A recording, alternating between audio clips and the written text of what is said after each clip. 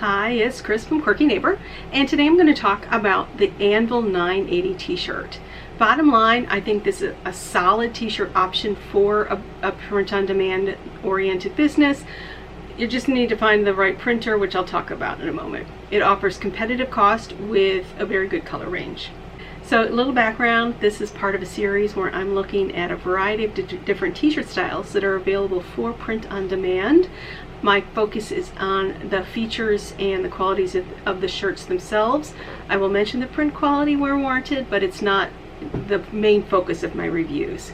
So my approach has been I've been getting 2 samples of each shirt style, getting them in the men's or unisex extra large, 1 each in white and black, or the closest available equivalent in the particular style. I've been using the same design file across all my samples orders, and while I order each pair of samples, the black and the white, at the same time from the same vendor, I've been scattering those orders amongst Printful, Printify, and Gooten.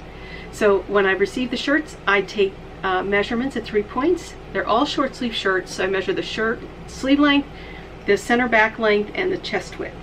Then I wash and dry each 2 times according to the manufacturer label and remeasure at the same points, and that way we can see how much the fabric might shrink.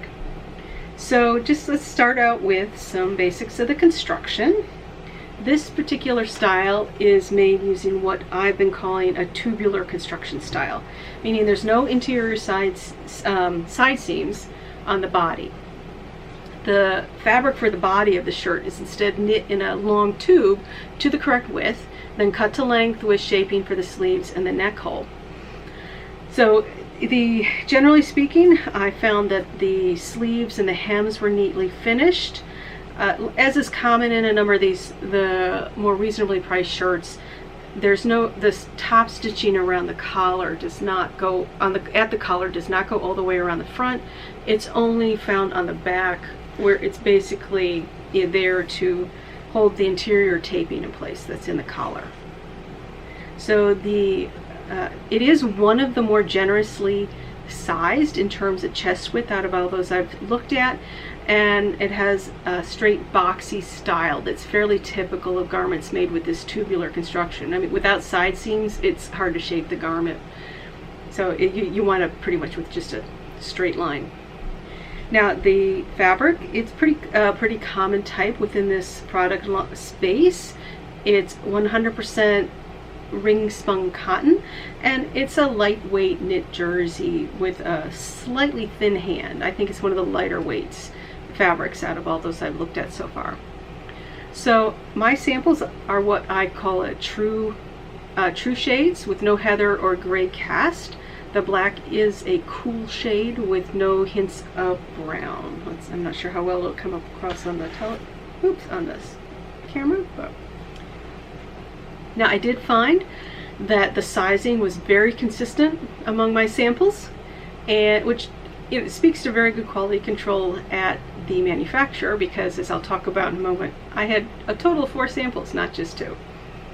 So now the sleeve length and the chest width shrank more than average within my test group, but the body length shrank right around average.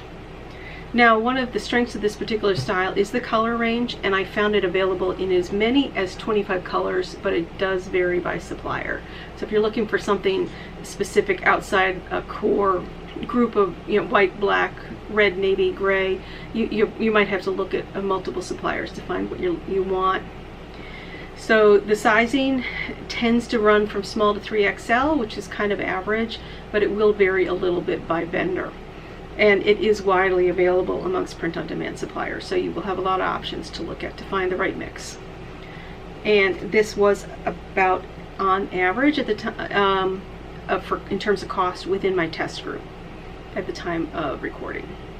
Now, as I've hinted, this is the only style where I actually ordered 2 sets of samples, and the reason is the first set I got was the print job was so bad. I was like, I had to get another set to make sure that it wasn't the shirt itself, that it was really like the print on the white shirt was faded and blurry, and it was already starting to peel and crack on the black shirt, and yeah, so I ordered another set, and it was definitely some issue with the printer. It was not with the shirt itself.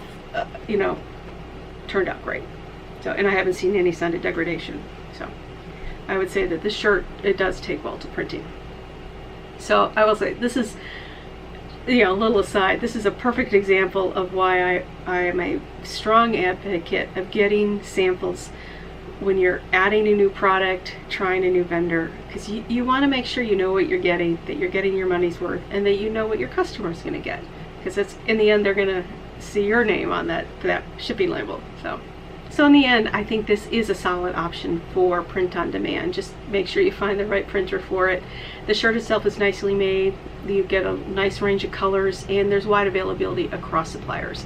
And I do think it's competitively priced for the quality you're getting. So I hope this was useful for you as I looked at the Anvil 980 t-shirt. Thanks for watching.